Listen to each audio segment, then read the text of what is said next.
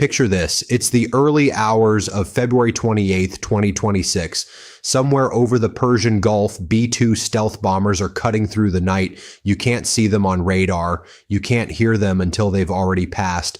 Alongside them, Israeli F-35s are closing in on Tehran. And somewhere over the Atlantic, aboard Air Force One, a president is about to give the order that will reshape the Middle East forever. The previous evening, February 27th at exactly 3:38 p.m. Eastern Time, Donald Trump, traveling to Corpus Christi, Texas, had given the green light. What followed was unlike anything in modern military history. According to Britannica's definitive account and confirmed by U.S. Central Command, in the first 12 hours alone, the United States and Israel launched nearly 900 coordinated strikes across Iran, missile sites, nuclear facilities, air defense networks, command and control centers, and, in the operation's most consequential single action, the compound of Supreme Leader Ali Khamenei. By the morning of March 1st, Iranian state media confirmed what Israeli intelligence had already reported. Khamenei was dead. The Islamic Republic of Iran, a regime that had spent 47 years threatening, terrorizing, and outmaneuvering the West, had just lost the man who ran it. Iran retaliated ferociously. Hundreds of ballistic missiles and thousands of drones rained down on Israel on U.S. military bases across the Gulf, on oil infrastructure that the entire world depends on. The Strait of Hormuz, the choke point through which 1/5 of the world's oil supply flows every single day, was shut down. Oil markets went into shock. The International Energy Agency called it the greatest supply disruption in the history of the global oil market. And all of this, every single strike, every coordinated move, every shared intelligence feed, had been planned in joint sessions between two militaries, the Pentagon and the Israeli Defense Forces, not NATO, not Britain, not France, not Germany, Israel, a country of 10 million people with no formal membership in the Western Alliance. Tonight I want to tell you the full story, how we got here, why Israel stepped up when NATO hesitated, what this means for the future of American power, and what it tells us about who America's real allies are when the missiles start flying. This is the story that 47 years of history have been building toward. To understand February 28, 2026, you have to go back to November of 1979. In that year, a revolution swept through Iran and toppled Shah Mohammad Reza Pahlavi. In his place rose a theocratic regime that viewed America as the great enemy, not just of Iran but of the Islamic world, and the regime didn't wait long to make that clear.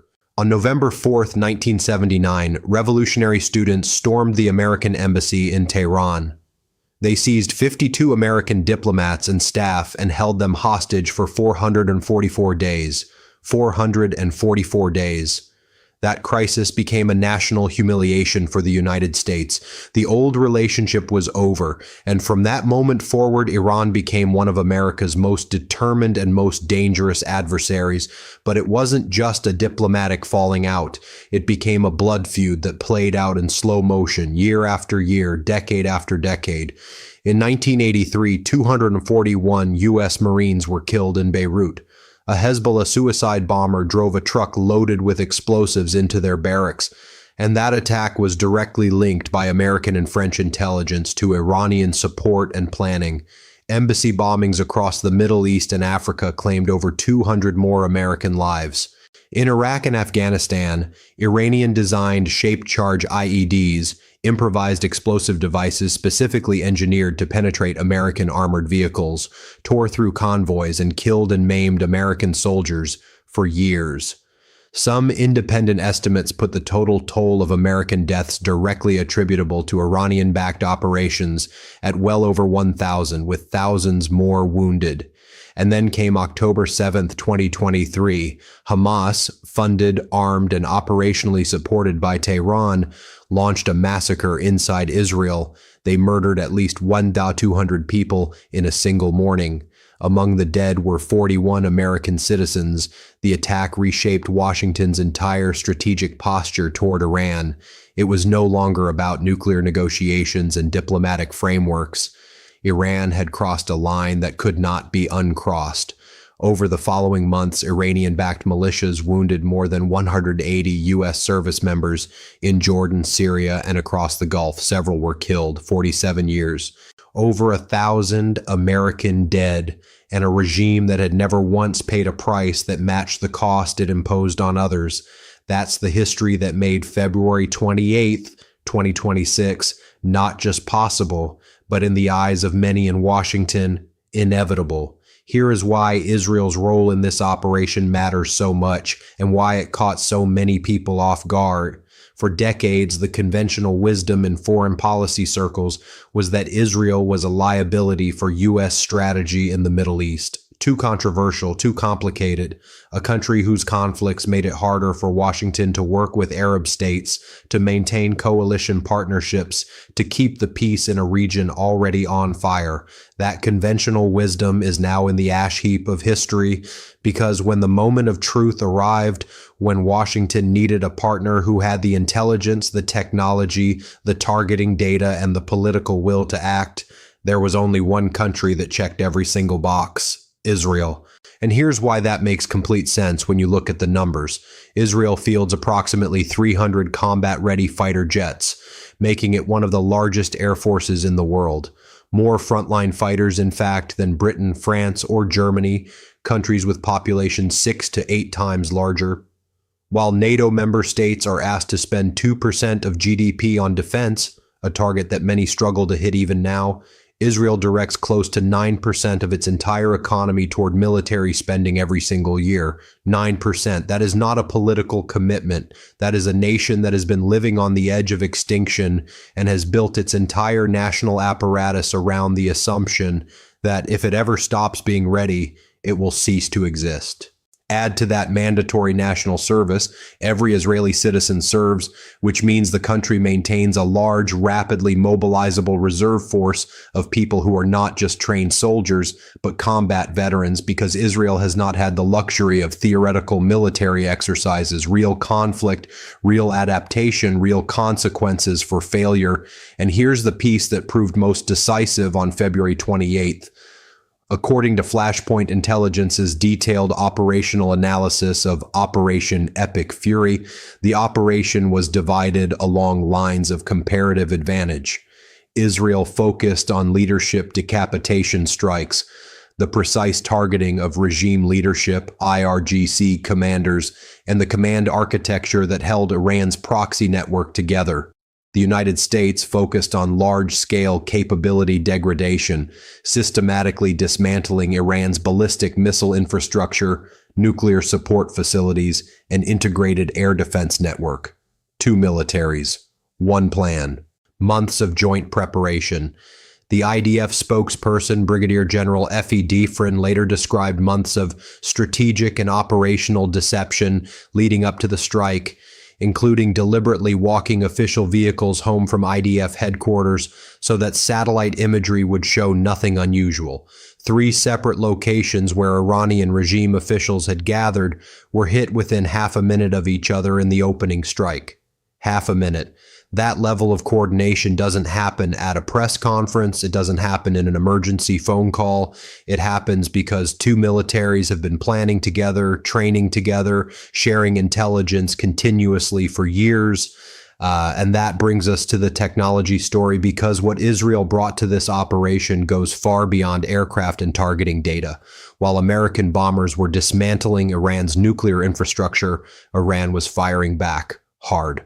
According to operational data compiled across multiple defense sources, Iran launched approximately 440 ballistic missiles at Israel during Operation Epic Fury, in addition to thousands of drones.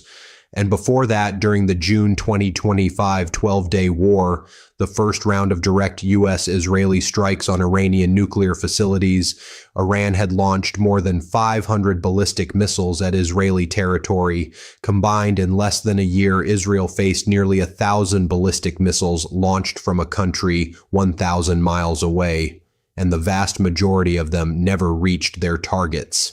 During Operation Epic Fury, the Israeli Air Force reported a 92% successful interception rate against missiles and drones, according to analysis published by Manara magazine citing Israeli Defense Ministry figures.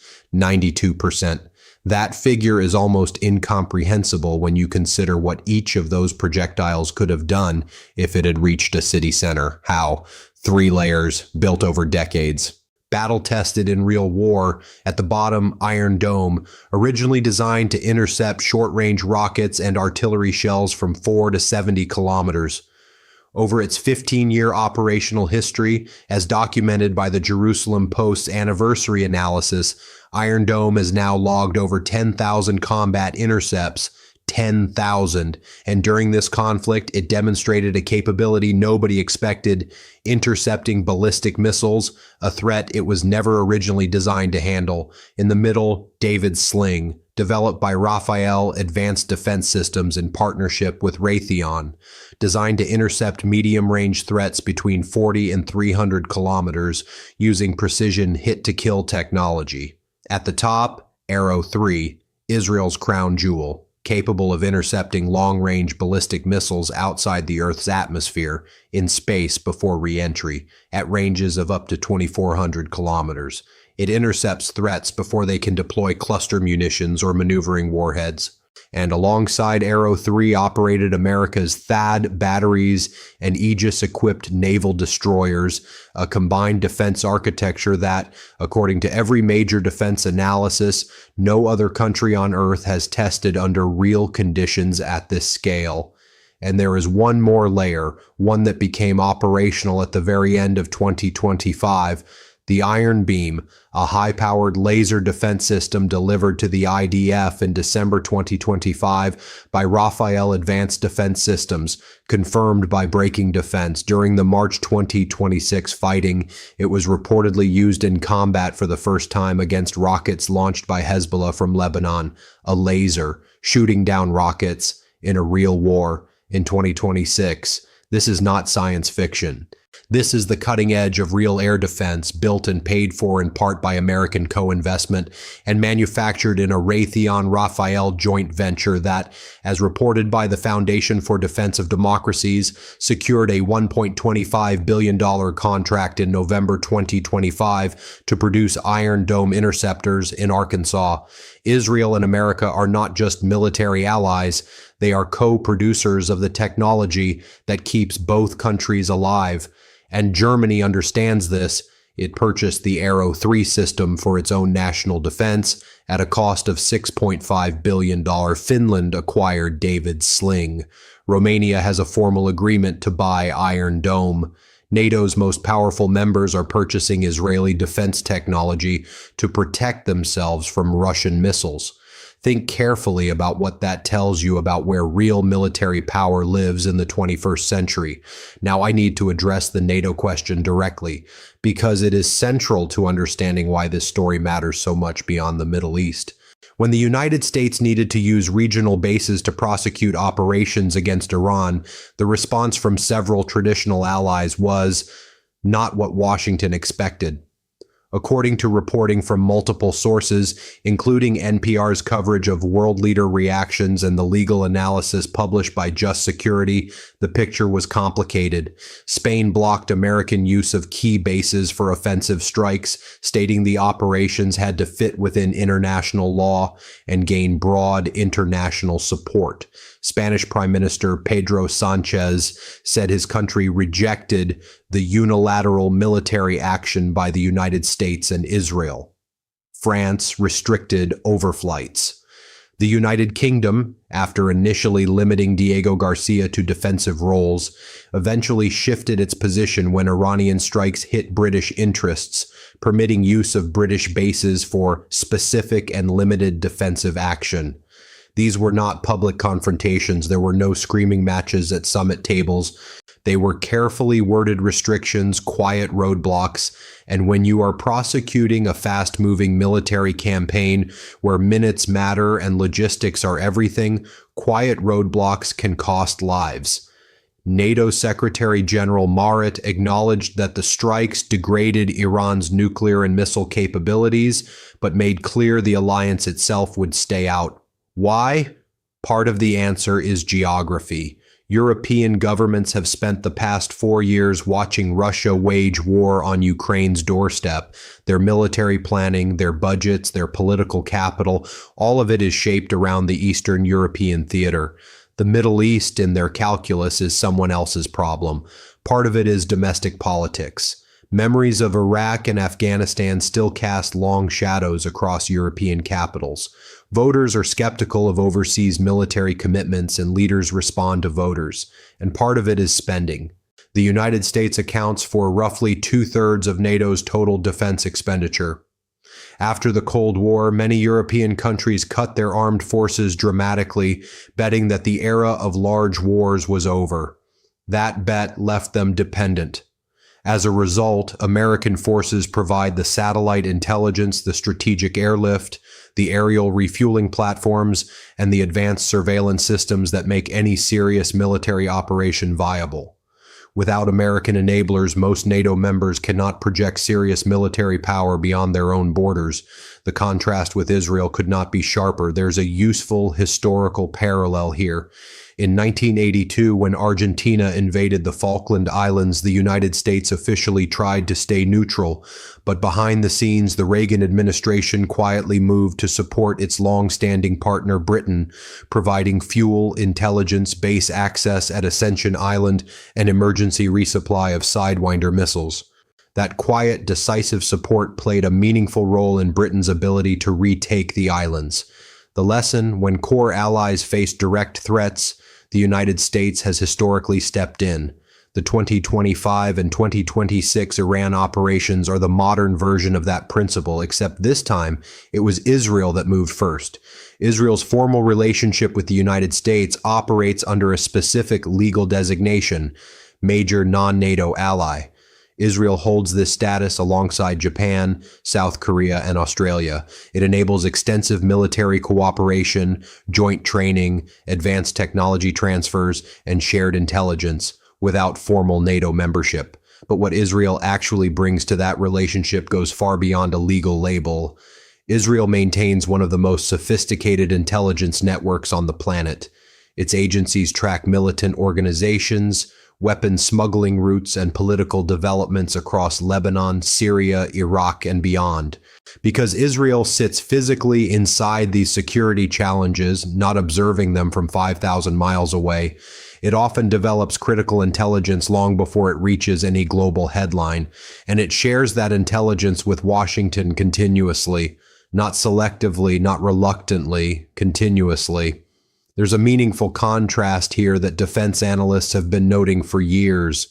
As reporting from multiple defense policy sources has documented, some NATO allies have become increasingly cautious about intelligence sharing with the United States, worried about being pulled into Middle Eastern conflicts or about exposing sensitive sources. The political calculus has changed in some European capitals. That divergence between formal alliance commitments and operational reliability is widening, and it was on full display in February 2026. Now let's talk about the broader regional picture, because this isn't just a bilateral story. The Abraham Accords, signed in 2020, normalized relations between Israel and the UAE, Bahrain, Sudan, and Morocco. What began as diplomatic agreements has since developed into something with genuine strategic weight. Trade between Israel and its new Arab partners has grown steadily. Security discussions have become more open, and much of this new cooperation is driven by a shared, very real, very practical fear: Iran. The UAE, Bahrain, and Saudi Arabia, countries whose oil infrastructure was directly struck during Iran's retaliatory barrage, have powerful incentives to align with the U.S.-Israeli security framework going forward. As Flashpoint Intelligence documented, Iran struck Al Udeid Air Base in Qatar, Ali Al Salem in Kuwait, Camp Arif Jan, and U.S. naval support facilities in Bahrain. Iranian Shahed 136 drones struck Saudi Aramco's Ras Tanura facility, one of the most critical oil facilities on Earth. Every one of those countries now has a visceral, personal understanding of what Iranian missiles look like when they land in your territory. The rigid alliance blocks of the 20th century, NATO on one side, non-aligned states on the other, are giving way to something more fluid, more adaptive. Interest-driven coalitions that can be activated rapidly because they are built on shared threat perception rather than Cold War geography. And in that emerging world, the question of who is truly America's most reliable ally in the Middle East is not answered by looking at the treaties on a shelf. It's answered by looking at who showed up. The ceasefire took effect on April 8, 2026, 40 days after the opening strikes of Operation Epic Fury. What did the campaign achieve? According to the Center for Strategic and International Studies, the strikes represented a shift from deterrence toward direct capability suppression, not a punitive response, but a structural dismantling of Iran's strategic deterrent. As reported by Army Recognition, General Dan Kane, chairman of the Joint Chiefs of Staff, stated on April 8th that 80% of Iran's missile facilities were gone. The nuclear picture is significant. In the largest B-2 operational strike in U.S. history, American forces dropped 14 GBU-57 massive ordnance penetrators, the world's largest bunker buster bombs, on Iran's underground nuclear facilities at Fordow and Natanz. Tomahawk cruise missiles destroyed the Isfahan Nuclear Technology Center. According to the Foundation for Defense of Democracy's policy analysis, Natanz sustained significant new damage. Fordow remained inoperable from the previous June strikes, and the defense industrial facilities needed to reconstitute enrichment capacity were systematically targeted throughout the campaign. Iran entered the ceasefire having lost its supreme leader, much of its missile production infrastructure, its naval capabilities in the Gulf of Oman. 11 warships confirmed sunk. The command architecture of its proxy network significantly degraded. The economic cost to Iran was estimated by its own government at somewhere between $300 billion and $1 trillion. For the United States, the direct military cost as of March 19th was estimated at $18 billion, with the Pentagon requesting a further $200 billion, so figures confirmed by both Britannica and the Wikipedia 2026 Iran War article. These are staggering numbers. And on the human side, the casualties on all sides were severe and continue to be counted. The strikes also caused significant civilian harm, including in a tragic strike on a girls' school near Bandar Abbas, a fact that complicates the moral accounting of this operation and deserves acknowledgement. But the strategic question, has Iran's capacity to threaten its neighbors and the world with nuclear weapons been fundamentally degraded? The answer, based on available evidence, appears to be yes, for now. The critical qualifier is those two words, for now, because Iran will try to reconstitute.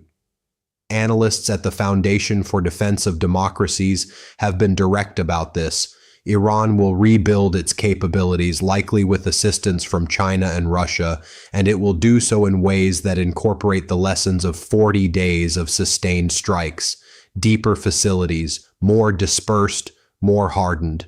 The proxy architecture of the Houthis, Hezbollah, the Iraqi militias did not disappear with one military campaign. On March 28th, the Houthis launched missiles and drones toward Israel, opening a new front even while the main campaign was still ongoing. This is not an ending, it is an intermission. Let me close with what I think is the most important lesson of this entire story. Modern geopolitics does not reward formalism, it rewards reliability. A treaty signature, a summit communique, a percentage of GDP commitment, these things matter as signals, but they do not win wars. What wins wars is the partner who picks up the phone at 3 hours in the morning and says yes. What preserves security is the partner who has spent decades investing in the technology, training the forces, and sharing the intelligence needed to act decisively when the moment arrives. For most of the post-war period, Americans assumed that NATO forged in the shadow of the Second World War and tested through the Cold War, would remain the primary framework for American security partnerships everywhere and for every threat. But NATO was built for a specific geography and a specific threat. It was built for Europe, for deterring Soviet tank columns rolling through Central Europe. When the challenge shifted to Iranian ballistic missiles, nuclear facilities buried under mountains, and a network of proxy militias operating across 7 countries, the NATO framework simply did not map cleanly onto the problem. Israel did. Not because the U.S.-Israeli relationship is without tension or complexity, it is not. Not because Israel's actions have always aligned with American preferences, they have not. But because Israel confronts the same specific threats in the same specific geography with the same specific urgency and has built itself into a military partner capable of acting at the highest level of precision and lethality when the call comes. That is what a real alliance looks like in the 21st century. And here's the uncomfortable question that every American over the age of 45 who lived through the Cold War, who grew up believing in NATO, who was taught that Europe and America stood together. Here's the question you have to sit with now. If it took a country of 10 million people with no NATO membership, surrounded by enemies on every side, spending 9% of its GDP on defense, if it took that country to be the decisive partner when the stakes were highest, what does that tell us about where American strategic investment needs to go? What does that tell us about who earns our trust and who merely inherits it? The world of rigid alliance blocks, simple, formal, predictable, is giving way to something messier, but perhaps more honest. Coalitions built on shared threat perception, partnerships activated by genuine interoperability, not paper commitments. In that emerging world, the answer to who is America's closest ally is no longer found by reading the treaties on the shelf. It's found by looking at who was in the room when the order was given. And on February 28, 2026, when Donald Trump gave the order aboard Air Force One and B-2 bombers carved through the night sky over Tehran, the answer was clear. I'm Washing Anderson. This is Breach Point. If this gave you something to think about, share it, subscribe if you haven't, and I'll see you in the next one.